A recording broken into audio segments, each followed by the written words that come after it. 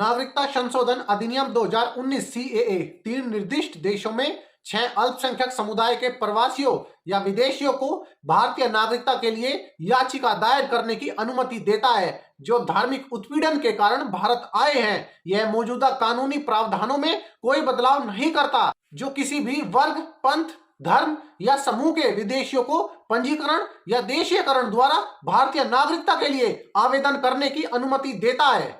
ऐसे विदेशी को नागरिकता के लिए आवेदन करने से पहले न्यूनतम कानूनी आवश्यकताओं को पूरा करना होगा। आइए डॉक्टर बाबा साहब अंबेडकर के शब्दों और उनकी टीम द्वारा लिखे गए संविधान से शुरुआत करें। संविधान के पहले शब्द इंडिया दैट इज भारत भारतीय गणराज्य को एक राष्ट्र राज्य के रूप में स्वीकार करते हैं। राष्ट्र राज्य की धारणा यही मानती है कि राष्ट्र एक ऐतिहासिक सभ्यता, सांस्कृतिक पहचान का उत्तराधिकारी है और वह उस पहचान को संरक्षित करने के लिए जिम्मेदार है। इस प्रतिबद्धता के हिस्से के रूप में भारतीय संघ का नैतिक और संवैधानिक दायित्व है कि वह नागरिक विधेयक के माध्यम से अपने पड़ोस में सताए गए हिंदुओं, सिखों, बौद्धों, जैनियों, पारसियों और ईसाइयों को राहत प्रदान करे। अपनी पुस्तक पाकिस्तान और भारत का विभाजन में डॉक्टर बाबा साहब अंबेडकर विभाजन के बारे में पहले से अनुत्तरित कई विषयों को संबोधित करते हैं। डॉक्टर अंबेडकर के अनुसार विभाजन प्रक्रिया संभवतः तब तक जारी रहेगी जब तक कि पाकिस्तान का प्रत्येक हिंदू भारत वापस नहीं आ जाता। तो क्या डॉक्टर अंबेडकर ने यह अनुमान लगाया था कि जिन गरीब, पिछड़ी, अनुसूचित जाति के हिंदुओं को हमने पाकिस्तान में छोड़ दिया वे निसंदेह एक दिन इस्लामी पाकिस्तान से भारत में सुरक्षा की तलाश करेंगे? डॉक्टर बाबा साहब निसंदेह जानते थे कि जब भारत और पाकिस्तान का विभाजन हुआ तो जिन्ना ने कहा था कि पाकिस्तान एक इस्लामी देश के बजाय एक धर्मनिरपेक्ष देश होगा, लेकिन मुट्ठी भर लोगों ने उन पर विश्वास किया और बाबा साहब की आशंका इस बात को रेखांकित करती है। जब पाकिस्तान और बांग्लादेश में इस्लामी चरमपंथ को मिली छूट से चिंतित हिंदू अपनी जान बचाने के लिए धर्मनिरपेक्ष भारत आए तो उन्हें तिरस्कार और तकलीफों का सामना करना पड़ा। एक तरफ हत्या, बलात्कार, अपहरण और जबरन धर्म परिवर्तन का खतरा, वहीं दूसरी तरफ भारत में लंबी कानूनी प्रक्रिया या शिविरों में कैद की चिंता। इन देशों में उत्पीड़न के शिकार हिंदू, बौद्ध, सिख विभाजन नहीं चाहते थे, उन पर विभाजन थोप दिया गया। पाकिस्तान में 1947 और बांग्लादेश में 1971 से जो नरसंहार हो रहा है वह विभाजन की त्रासदी का उदाहरण है। नागरिकता विधेयक इस गलती को देर से किया गया प्रायश्चित है। नागरिकता विधेयक इस गलती का देर से किया गया प्रायश्चित है। हालांकि विभाजन के दौरान लाखों हिंदुओं का नरसंहार किया गया, लेकिन कई हिंदू पाकिस्तान में ही रह गए। इस हिंदू समूह में कई वंचित समाज से थे।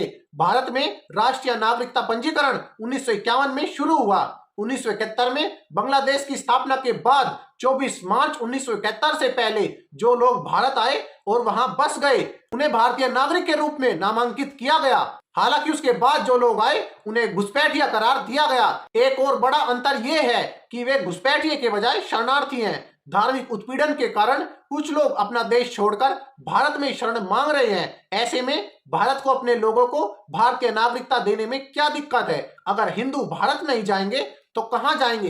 भारत वह देश है जहां हिंदू बहुसंख्यक है। परिणाम स्वरूप अन्य देशों के हिंदू या विभिन्न धर्मों के व्यक्ति भारत में अधिक सुरक्षित महसूस करते हैं। अगर आपको लगता है कि यह मुस्लिम विरोधी है तो फिर से सोचें। पाकिस्तान, अफगानिस्तान और बांग्लादेश भारत की सीमा के करीब 3 देश हैं जहां मुस्लिम बहुमत है।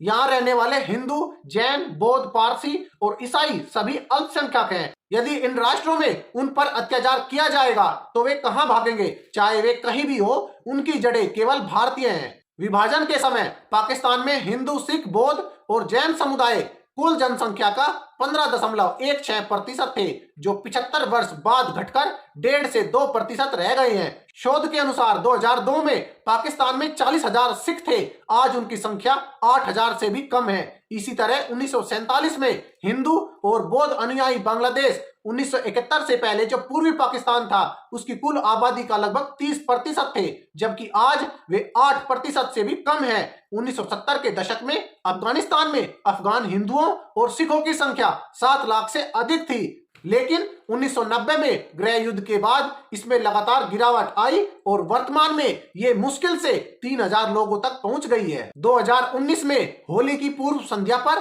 पाकिस्तान में एक ऐसी दुखद घटना घटी। इस दिन सिंध प्रांत के घोटकी जिले के ढरकी में 2 हिंदू नाबालिग लड़कियों का अपहरण कर लिया गया। उन्हें इस्लाम में परिवर्तित होने के लिए मजबूर किया गया। दोनों को शादी के लिए मजबूर किया गया। ये लड़कियां 12 वर्ष और 14 वर्ष की थी, जो दक्षिणी सिंध इलाके से आती थी। उनका उनके घर से अपहरण कर लिया गया था। गौरतलब है कि उसी दिन मीरपुर खास जिले से एक और हिंदू लड़की का अपहरण कर लिया गया था। कुछ दिन पहले ही एक ईसाई लड़की का अपहरण कर लिया गया और उसे अपना धर्म परिवर्तित करने के लिए मजबूर किया गया। ये प्रकरण स्पष्ट रूप से प्रदर्शित करते हैं कि चरम धार्मिक अपराधियों को पाकिस्तान की कानून और न्याय प्रणाली का कोई डर नहीं है, जैसा कि घटना पर सिंध पुलिस की प्रतिक्रिया से पता चलता है। पाकिस्तान के अंग्रेजी दैनिक डॉन के एक स्थानीय मानवाधिकार कार्यकर्ता के अनुसार पाकिस्तान में सिंध के उमरकोट जिले में हर महीने जबरन धर्म परिवर्तन के लगभग 25 घटनाएं होती है। यह स्थान काफी पिछड़ा हुआ है। यहाँ रहने वाले अल्पसंख्यक अनुसूचित जाति के हैं और पुलिस जबरन धर्म परिवर्तन के बारे में उनकी शिकायत पर कोई प्रतिक्रिया नहीं देती। यह दुर्दशा केवल एक जिले में है, इसलिए पूरे पाकिस्तान में आपदा और भयावहता का अनुमान लगाया जा सकता है। 2007 में अमेरिकी विदेश विभाग ने अफगानिस्तान पर अंतर्राष्ट्रीय धार्मिक स्वतंत्रता रिपोर्ट प्रकाशित की। जातीय समुदाय के चल रहे विस्थापन की जांच की गई। लेख के अनुसार लगभग 3000 हिंदू और सिख यहाँ रहते हैं। कुछ साल पहले तक हिंदू, सिख, यहूदी और ईसाई धर्म के लोग यहाँ रहते थे, लेकिन तालिबान के नियंत्रण और गृह युद्ध के बाद अधिकांश आबादी चली गई। अब यह कुल आबादी का 1% से भी कम है। वर्षों के संघर्ष के दौरान लगभग 50,000 हिंदू और सिख शरण की तलाश में दूसरे देशों में विस्थापित हो गए हैं। भारत ने अपनी दीर्घकालिक परंपरा को ध्यान में रखते हुए अपने अल्पसंख्यकों को पूरी आजादी के साथ साथ आगे बढ़ने का समान अवसर दिया, जबकि पाकिस्तान ऐसा करने में विफल रहा और परिणाम स्वरूप अल्पसंख्यक विलुप्त हो रहे हैं। संशोधन के अनुसार हिंदू, सिख, बौद्ध, ईसाई, पारसी और जैन जैसे अल्पसंख्यक जो पाकिस्तान, अफगानिस्तान और बांग्लादेश में अपने धर्म के लिए प्रताड़ित होने के बाद भारत आए थे, वे भारतीय नागरिकता हासिल कर सकेंगे। यदि भारत धार्मिक उत्पीड़न के उपरोक्त पीड़ितों को आश्रय देता है तो इससे किसी को क्या नुकसान होता है? ऐसा है, हिंदुओं के लिए अभयारण्य प्रदान करने से भारतीय मुस्लिमों या किसी अन्य पर क्या प्रभाव पड़ सकता है? सवाल यह भी उठता है, इस्लामी देशों के 6 समुदाय भारत में नागरिकता प्राप्त कर सकते हैं, तो उन देशों के मुसलमान क्यों नहीं? इसका सीधा उत्तर यह है कि ये तीनों देश मान्यता प्राप्त इस्लामिक राष्ट्र हैं, इसलिए वहां धार्मिक आधार पर मुस्लिम प्रभुत्व का कोई भी झुकाव बेतुका होगा। मानवतावादियों को भारत में मुसलमानों के दिमाग में जहर घोलने के लिए गलत विमर्श प्रसारित करने के बजाय इन तथ्यों की जांच करनी चाहिए। लोगों को पता होना चाहिए कि कई राजनीतिक दल और उनके नेता भारत के आगामी चुनाव के मद्देनजर गैर जिम्मेदाराना तरीके से काम कर रहे हैं। ऐसे मानवता के विरोधियों को भविष्य के चुनावों में सबक सिखाना चाहिए। अब आप सभी इस पर क्या विचार रखते हैं, कमेंट सेक्शन में जरूर बताइएगा। अगर आप सभी को हमारी वीडियो अच्छी लगी हो तो वीडियो को लाइक कीजिए और चैनल को सब्सक्राइब जरूर कीजिए।